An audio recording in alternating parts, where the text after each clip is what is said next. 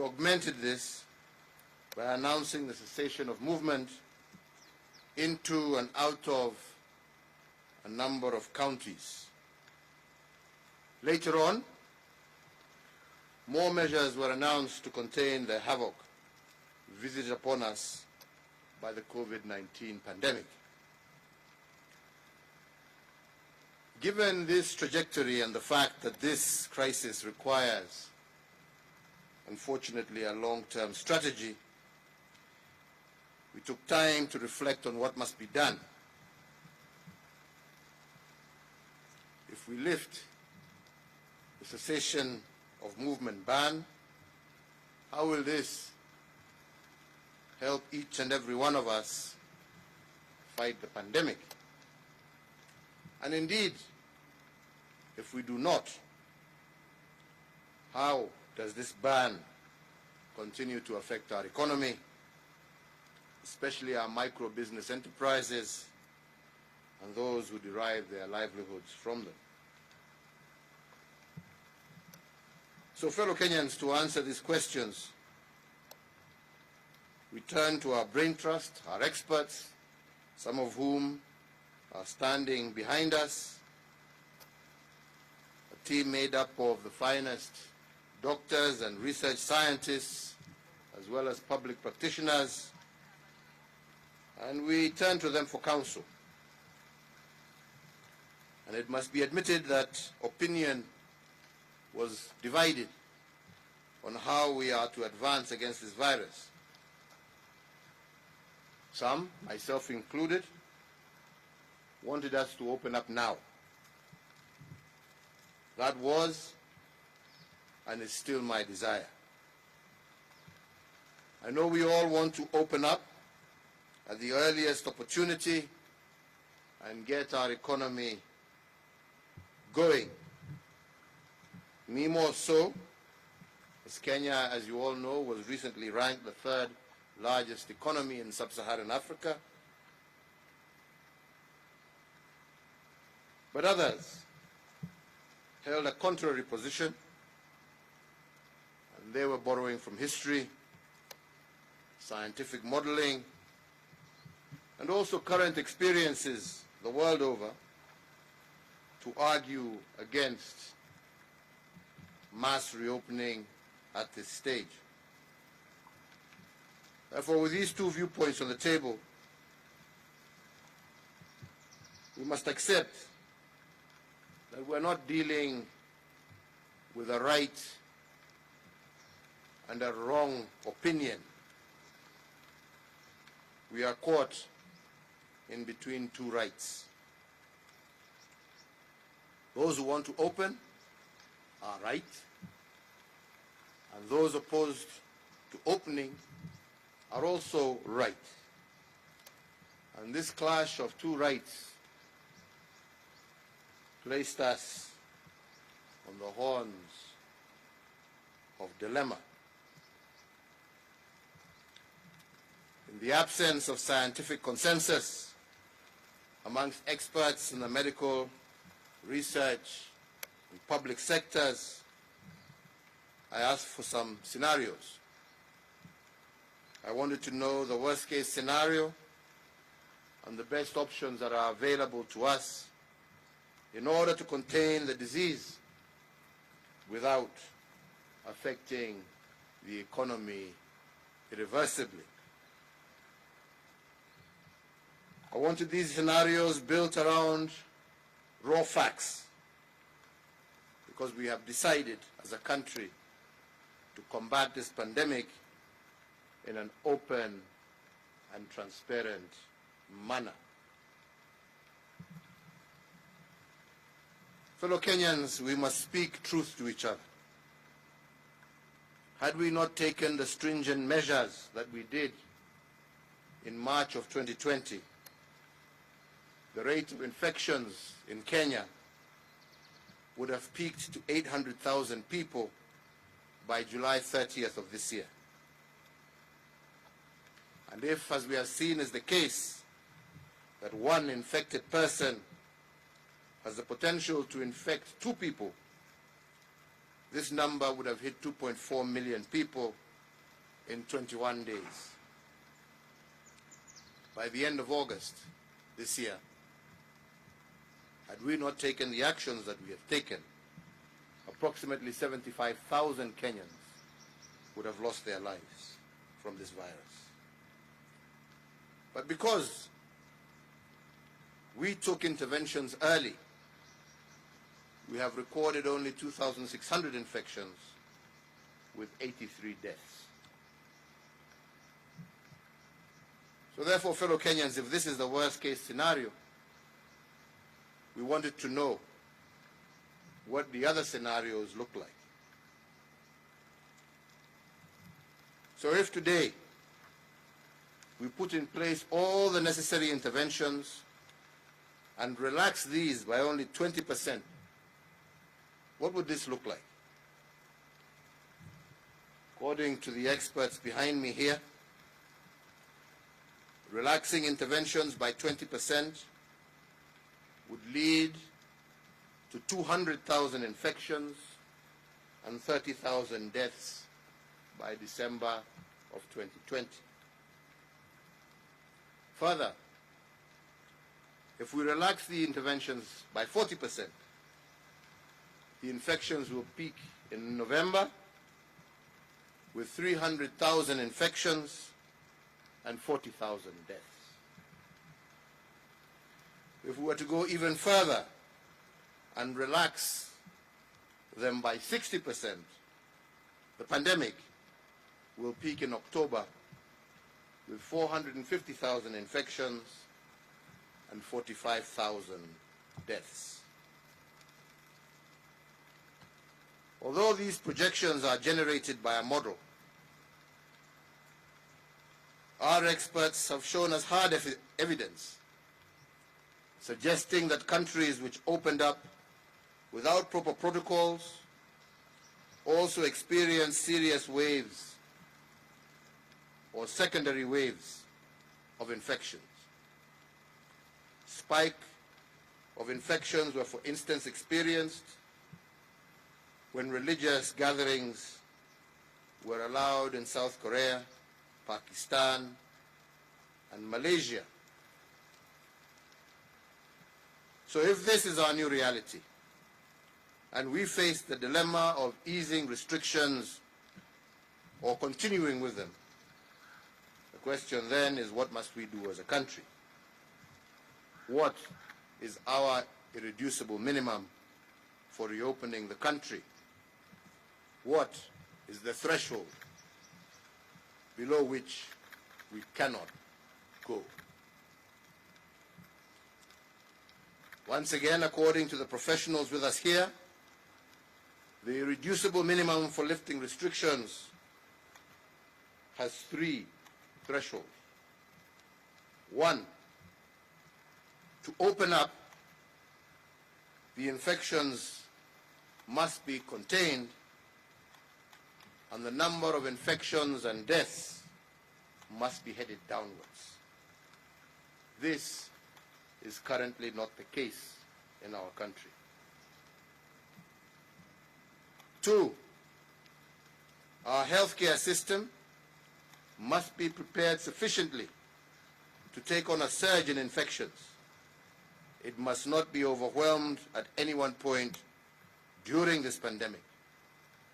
Access to testing, isolation, and quarantine must be a bare minimum in our health facilities. This is not currently the case. 3, the capacity for surveillance and contact tracing must also be fully in place across the country. So the question then we must all ponder together, fellow Kenyans, is whether we have met this threshold or these 3 thresholds in order to lift the restrictions. Have the cases, as I have said, of infections taken a downward turn, for instance? The answer is definitely no. We are seeing an increase. Have we met the second minimum of prepared health systems with isolation? Again, as I said, the answer is no. And I just give two examples. Siaya County has only a 10-bed isolation facility, and already they have admitted 9 COVID patients from only one incident. Similarly, Busia County has a 34-bed isolation facility, and 2 days ago, that facility was full. So, fellow Kenyans, if there is a surge in infections in just these 2 counties, the healthcare system will most definitely be overwhelmed. So the hard question to pose here is whether Kenyans are prepared to nurse COVID-19 patients in their homes if our healthcare system cannot handle the numbers. Are they prepared to expose their children, to expose the elderly to COVID-19 patients in the close proximity of home? And yes, we have dispersed Kenya shillings 5 billion to the counties in order to assist them increase their healthcare capacity in view of this pandemic. But to build the necessary health infrastructure for such an undertaking requires time. We must get ahead of this pandemic by creating lead time. So therefore, fellow Kenyans who are considering the possibility of de-escalating the containment measures in place and conscious that health is a shared function between the national and county governments,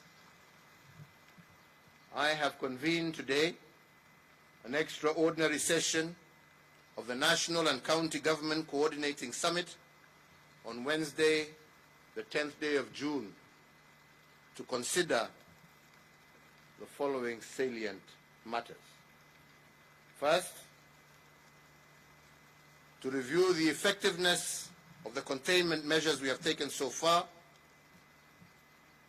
those that have been rolled out to break the chain of transmission of the coronavirus disease.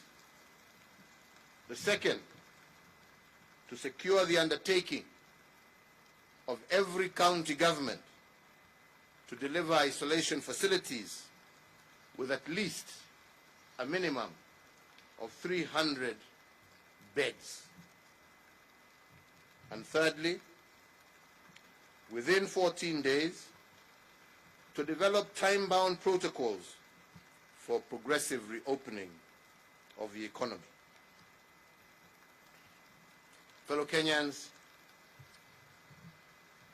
with my colleagues and having applied our minds to the different scenarios presented by our experts, I have reconciled myself to the fact that to open or not to open is not a dilemma between a right and a wrong. It is a dilemma between two rights. And because of this, and fully cognizant of the irreducible minimum given by our experts, and in keeping with the advice of the National Security Council, I today hereby direct an order as follows. That the cessation of movement into and out of Isli area of Nairobi and the specific limitations in force with respect to the Old Town area of Mombasa that is currently in force shall lapse at 4 a.m. on the 7th of June 2020. That in view of the successful containment of the disease in the counties of Kilifi and Kwale, the cessation of movement into and out of the two counties that is currently in force shall also lapse at 4 a.m. on the 7th of June 2020. 3, that following stakeholders' consultations in the education sector, the Ministry of Education, jointly with the Ministry of Health, issue and publicize guidelines on a gradual and progressive return to normalcy in the education sector by the third term, that is, from the 1st of September 2020. Further, that the Ministry of Education shall announce the new school calendar by the middle of August.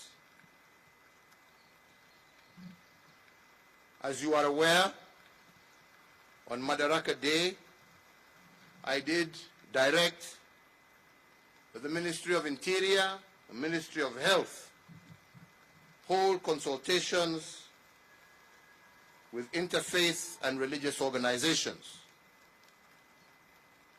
So today, we state that following these consultations, within 7 days of today, the Ministries of Interior and Health will constitute an interfaith council to work out modalities and protocols of reopening of our places of worship. 5, that in the meantime, the ban on all forms of gatherings, including but not limited to political gatherings, social gatherings, including bars, be and is hereby extended for a further 30 days.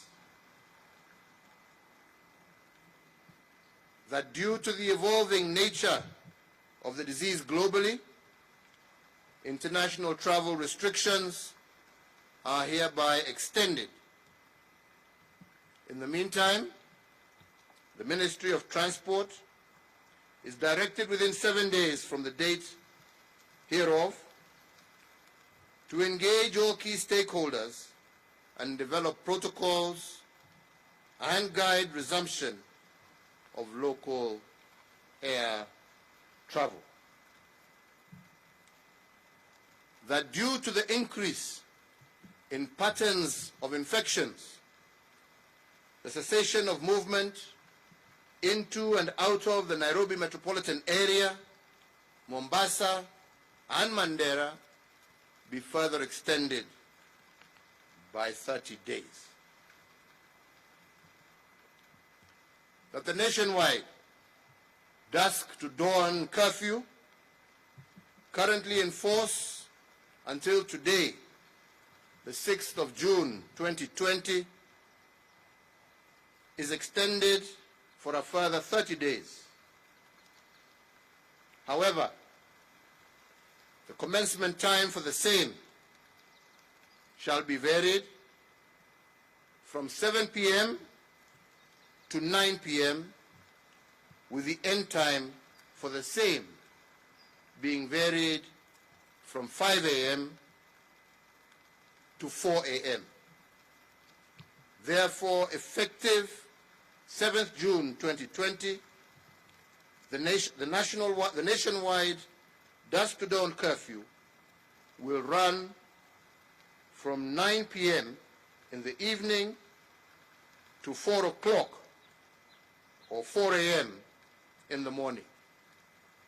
This variation should enable Kenyans to have a full workday schedule. Fellow Kenyans, recognizing the negative impact of the COVID-19 is not limited to healthcare. As I have said before, my administration has made targeted interventions to protect our economy. At the onset of the pandemic, my administration injected $216 billion back into the economy through tax refunds, rebates, and waivers. In our second phase, we have further rolled out $53.7 billion under an 8-point stimulus package to reinvigorate our economy.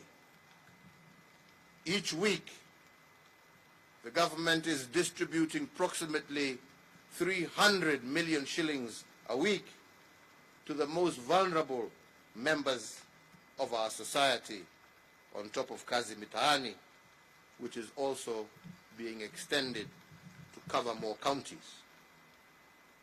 Also on Madaraka Day, I did announce that a further Kenya shillings 2 billion would be injected into the hospitality industry to cushion those in that industry from the effects of this pandemic, and modalities of how these resources will be shared are to be released next week, with priority given to ensuring that our workers in this sector are assisted to retain their jobs. Finally, I wish to assure each and every Kenyan that I shall do all that is necessary to limit the negative effects of COVID-19 on our people, our economy, and our way of life. Rest assured that my administration will continue to work to restore our lost livelihoods, our lost opportunities, and our lost wealth.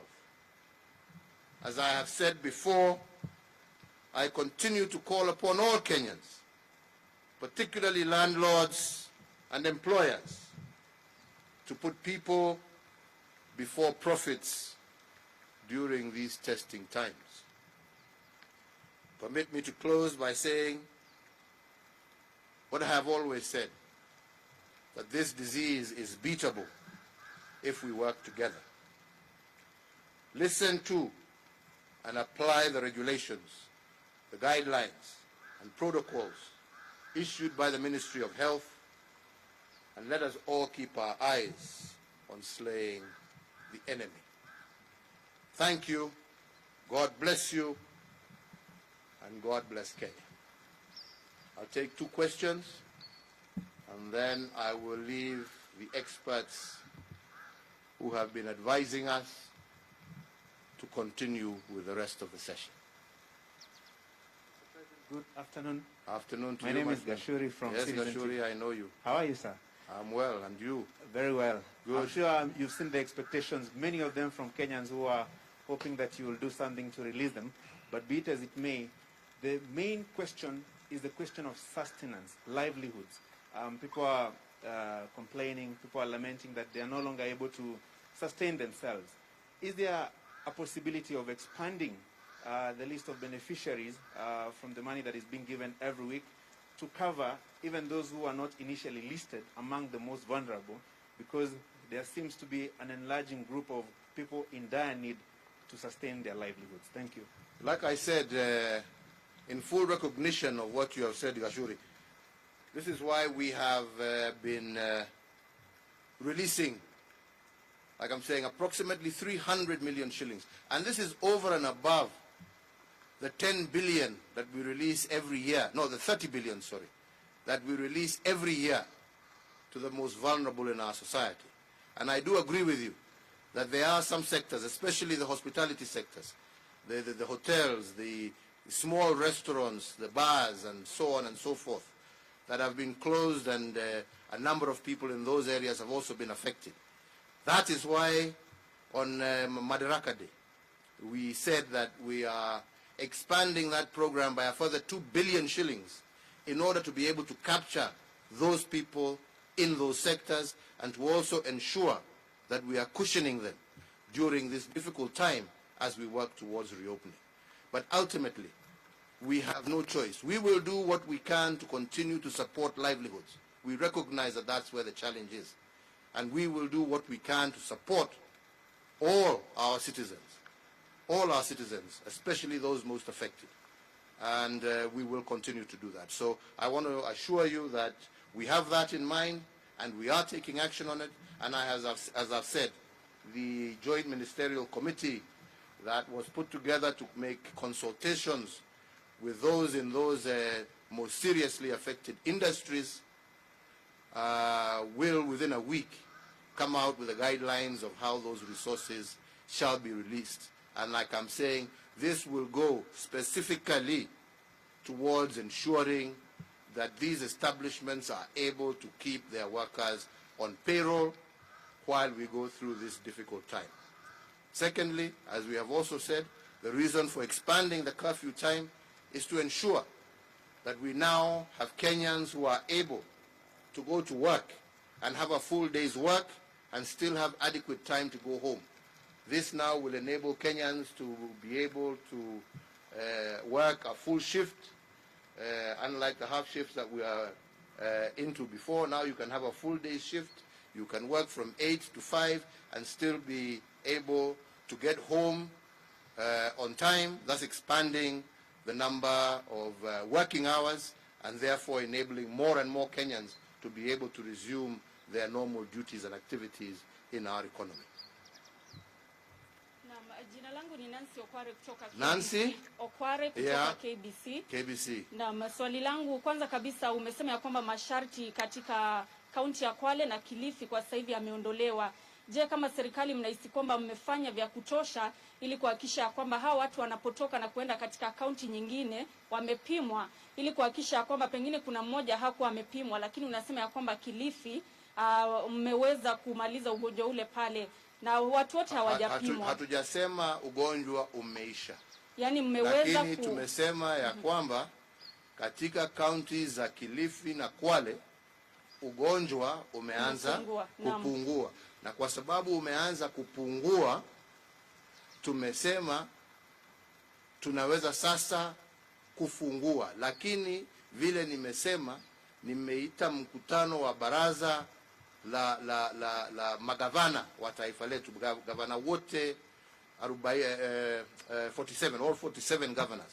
Nimeita huo mkutano on Wednesday kwa sababu mambo ya afya na vile tutatembea na vile tutaruhusu watu kutembea county to county, lazima magavana wawe on board. Lazima waweke mikakati, kila governor kwa county yake, ile itatumiwa wakati watu wanatembea. Watapima temperature namna gani, watajua wagonjwa ni wagapi.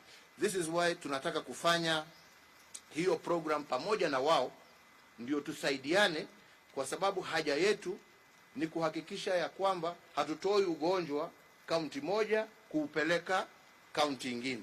Na ndipo unasikia tukisema kama ni hapa kwetu Nairobi, sasa pale tuko hapa ugonjwa unaenda juu. Tukiufungua hapa, na hakuna inchi ambaye imefungua wakati ugonjwa unapanda. Na kwa kaunti yetu ya Nairobi sasa ugonjwa unapanda. Katika my states mbali sasa tunaona increased number of cases.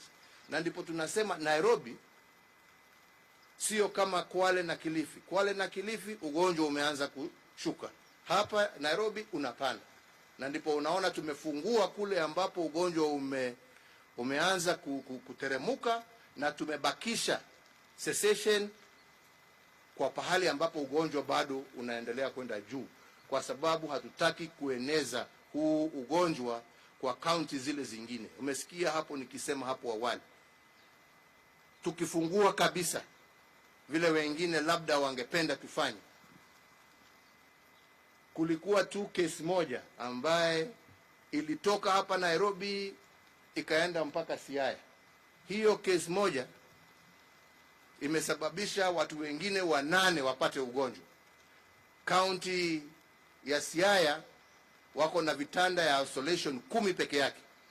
Sasa jameni, tukifungua hivyo wengine wanataka tufanye, ugonjwa uendelee kuzidi Migori na Siaya, na hawana vitanda vya kutosha.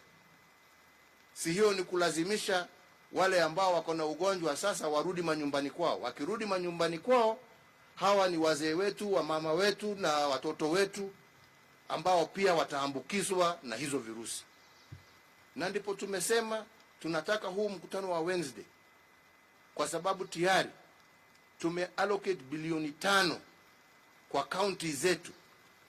Tunataka tukubaliane na wao ni mikakati gani wataweka, na tunasema ukitaka county tufungue lazima uwe na a minimum capacity ya vitanda 300 zile ambazo zaweza kutumika ugonjwa ukipanda katika kaunti yako.